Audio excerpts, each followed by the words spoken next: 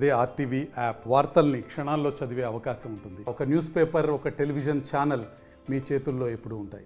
SLBC దగ్గర rescue operations ఎలా జరుగుతున్నాయి, ఎలా వెళ్ళగలుగుతున్నారు, అసలు ఇంతకీ ఆ 13 లేకపోతే 14 కిలోమీటర్ల చొప్పున ఎస్ఎల్బీసీ టనల్కి సంబంధించి రెస్క్యూ ఆపరేషన్ ఎలా మ్యాపింగ్ చేసుకుంటూ వెళ్తున్నారు అనేది మ్యాప్స్లో చూపించే ప్రయత్నం చేస్తాను. ఇక్కడ మ్యాప్ని వాళ్ళు ఏర్పాటు చేసుకోవడం జరిగింది. మీరు చూస్తే కనుక మొత్తంగా 11.5 కిలోమీటర్లు ఒకటి, 11.5 కిలోమీటర్లు ఒకటి, 2 కిలోమీటర్లు ఒకటి, 50 మీటర్లు, 40 మీటర్లు చొప్పున 3 భాగాలుగా విభజించి మొత్తం 5 పార్ట్స్గా వీటిని ఇక్కడ ఏర్పాటు చేసుకోవడం జరిగింది. ఇందులో యాక్సిడెంట్ సైట్ అనేది లాస్ట్లో ఉంది. సో ఇక్కడ మీరు గమనిస్తే కనుక 11.5 కిలోమీటర్ల మలిగి 1, 2, 3, 4 పార్ట్లుగా విభజించారు. P1, P2, P3, P4.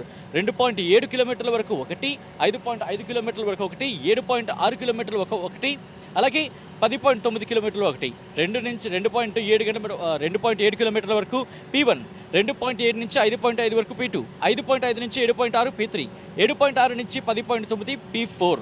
ఇక్కడ P5కి సంబంధించి మీరు చూస్తే ఇది 12.9. ఇక్కడైతే మాత్రం వాటర్ అబౌట్ 1 మీటర్, అంటే 1 మీటర్ ఎత్తులో వాటర్కి సంబంధించి, అలాగే TBM టనెల్ బోరింగ్ మిషన్కి సంబంధించి బ్రోకెన్ పార్ట్, ఇది విరిగిన పార్ట్ అంటూ కూడా మీరు గమనిస్తే వెంటిలేషన్ పైప్, అంటే ఇక్కడ 11.5 ప్లస్ 2 13.5, దాంతోపాటు అక్కడి నుంచి 50 మీటర్లు అంతవరకు కూడా వెంటిలేషన్ పైప్ ఉంది. కానీ తర్వాత వెంటిలేషన్ పైప్ అనేది లేదు.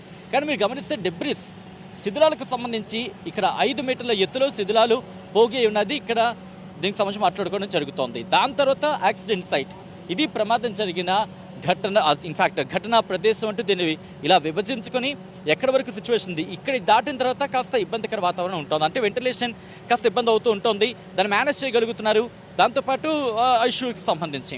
సో ఈ నేపథ్యంలోనే దీన్ని బేస్ చేసుకొని అక్కడ వెళ్ళడం జరుగుతోంది. ఎక్కడ ఎటువంటి సినారియో ఉంది, వెంటనే P5 పాయింట్ దగ్గర ఇష్యూ ఉంది అనగానే దాన్ని అడ్రస్ చేసుకుని అక్కడ ఇష్యూ సాల్వ్ చేసుకోవడం, ఇలా ప్లానింగ్తో వెళ్తున్న పరిస్థితి.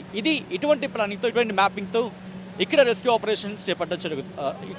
ఆపరేషన్స్ ని కొనసాగించడం జరుగుతోంది. మరిన్ని వీడియోస్ కోసం ఛానల్ ని సబ్స్క్రైబ్ చేయండి. లేటెస్ట్ అప్డేట్స్ కోసం వాట్సాప్ ఛానల్ ని ఫాలో అవ్వండి. ఆ లింక్ డిస్క్రిప్షన్ లో ఉంది.